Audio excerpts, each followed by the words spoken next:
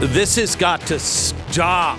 This has got to stop. Airbnb has just admitted yesterday, it came out, that they are they might cancel you, even though you've not been banned from Airbnb.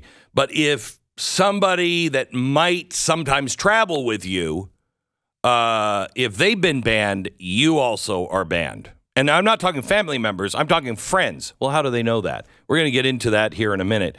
But I think this is so critically important. This also broke yesterday. Donald Trump Jr.'s MXM, it's a news app like Apple News, the bank, PNC, has just ended their business relationship without cause. Donald Trump Jr. is with us now to talk about it. Hello, Don. How are you? I'm doing well. Yourself? Well, I'd be better if this crap wasn't happening. Yeah, it doesn't stop, Glenn. It's absolutely ludicrous. I mean, think about this. I created an app because for years they've been telling us, build your own. Yep. So then you do, and then Amazon Web Services throws you off, or Apple won't let you be on their app store, or Google won't put you on. But we're on Google and we're on Apple and MXM, and all it is a news aggregator app, right? So I looked on it this morning, and there was an article from the New York Times on there. There was something from Breitbart. There was stuff from The Blaze. We take everything. I went through the Hunter Biden nonsense. I saw what they did to me for years, and I see how he is an angel. And I understand I'm not the great citizen that Hunter Biden is, but I wanted to make sure that people actually had the opportunity to see all of the news, not just what big tech deems to be important enough to show on Apple News or on Google's homepage or the craziness that happens in search.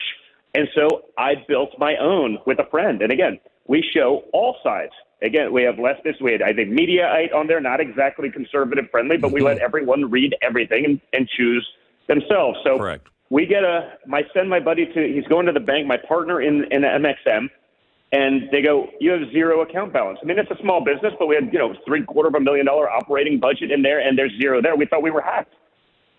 We go to the bank. What's going on? Oh, yeah. There's a cashier's check being mailed to you. You'll get it in a day or two. They just closed out our account, send us $750,000 on our cashier's check, money back. They didn't even call, Glenn. And if they can do that to me, who won't they do it to? I mean, that's the insanity of the world that we live. It wasn't like we're creating news that they don't like. We're literally just taking what's out there and making sure that everyone has an equal chance to see everything and formulate their own opinion. And PNC Bank, a major bank, just does that. So if they'll do that to me, who won't they do it to? Meaning, I have some pretty powerful friends. I know the Speaker of the House was retweeted my tweet last night saying this is outrageous. Like, if they'll do it to me, knowing my soapbox, knowing my ability to get it out there, who won't they do it to?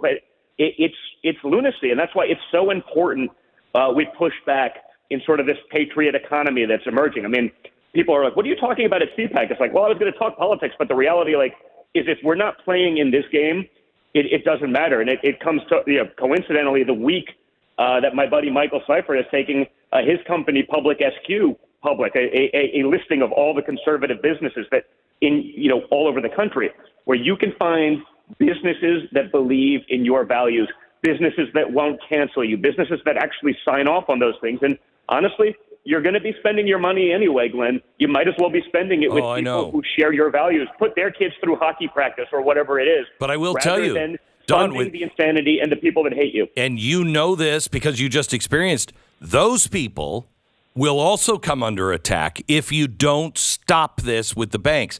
I don't know if you know this, but I have been pushing for fair access laws. And we've been traveling to state to try to get the Republicans to understand that you're not telling people how to do business. You're telling people they can't collude and use other things other than finances. Look, if you were a credit problem or whatever, which clearly are not, if you were a credit problem, well, then maybe. But they would tell you that. These fair access laws mean that if a bank or an institution cancels you, they must say what it was that caused them to cancel. And if it's anything other than credit, then you can sue them. But yeah, well, that's the point of it. I mean, we didn't even get a call. There wasn't a reason. They just, well, we don't want to do business with you. And again, it's not like I'm out there creating quote unquote fake news. Now, I think we've all seen a lot of fake news that turned out to be 100% correct, like the Wuhan lab leak theory that, finally, the Department of Energy and the FBI admit, the most obvious cause from moment one was actually the cause. I'm shocked, Glenn. I'm shocked to hear this, but they would cancel you for saying that for the last few years. And that's the sort of battle that we're in, probably more important than almost everything in politics, other than perhaps we have to start ballot harvesting. Otherwise, none of it matters because we'll never win another election again. We have to start legal ballot harvesting. We must do that. And shame on the GOP for not going there. So PNC, by the way, if you have a PNC account, you should take your money out of it today. Find a local bank that's not doing these things.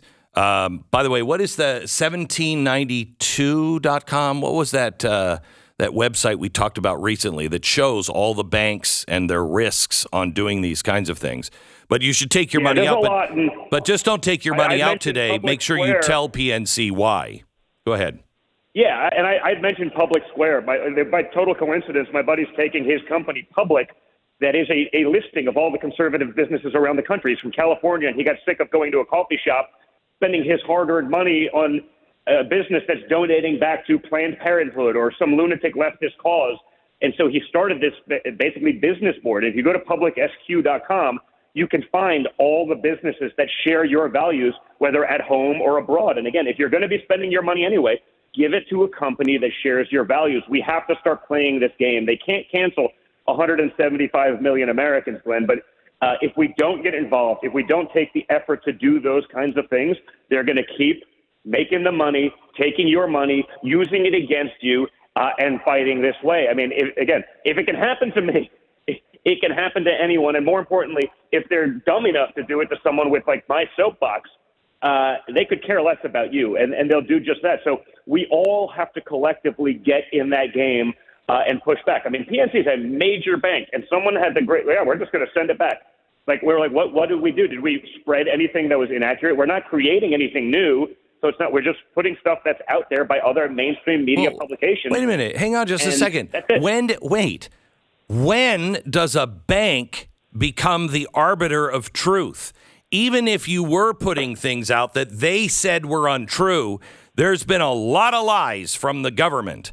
And the government has called us liars for pointing it out. When does the bank get to decide? I'm doing a transaction with you. You are taking my money. I'm paying you to do these services for me. It's all about our money. That's our relationship. At no time do you have the right to go, oh, well, I saw that story and we should cancel you.